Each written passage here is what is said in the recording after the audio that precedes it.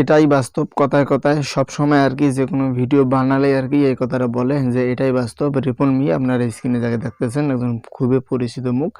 তো তাকে নিয়ে কয়েকদিন থেকে সোশ্যাল মিডিয়াতে যে এত বড় বড় কন্টেন্ট ক্রিয়েটর এমনকি অনেক নিউজ চ্যানেল নিউজ করতেছে।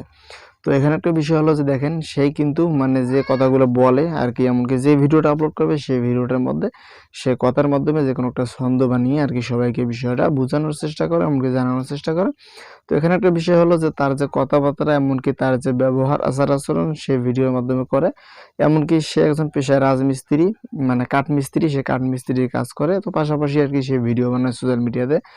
তো এর আগে সে একবার ভাইরাল হয়েছিল, হওয়ার পর মাঝতে সে মানে হারিয়েছিল। তো পরবর্তীতে আবারও সে যখন কাজ স্টার্ট করে এখন কিন্তু সোশ্যাল মিডিয়াতে প্রচুর পরিমাণে সাড়া পেয়েছে। এমনকি সে সোশ্যাল মিডিয়া থেকে প্রচুর পরিমাণে টাকাও ইনকাম করতেছে, এমনকি সে অনেক পরিচিতিও পেয়েছে।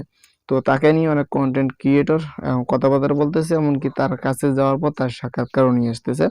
তো সে যে ভিডিওগুলি সামাজিক যোগাযোগ মাধ্যমে আপলোড করে এমনকি যে ভিডিওগুলি আমাদেরকে দেয়, তো সেই ভিডিওগুলি দেখে মানে এমন কোনো একটা মানুষ নেই যে তাকে মানে আজে বাজে কোনো রকম গালাগালি করবে, এমনকি আজে বাজে কোনো কথাবার্তা বলবে। সে যে ভিডিওগুলো আপলোড করে সেই ভিডিওগুলোতে মিলিয়ন মিলিয়ন ভিউ চলে যায়। ভিডিও আপলোড করার সাথে সাথে দেখা যায় লাইক শেয়ার কমেন্টের একদম বন্যা শুরু হয়ে যায়। এই রিপন মিয়ার বিষয়ে যদি আপনাদের কোনো কিছু বলা থাকে অবশ্যই কমেন্ট করে জানাতে পারেন। আর পেজে নতুন হলে অবশ্যই আমাদের পেজটি ফলো দিয়ে অবশ্যই থাকবেন এই ধরনের ভিডিও প্রতিদিন সবার আগে পাওয়ার জন্য।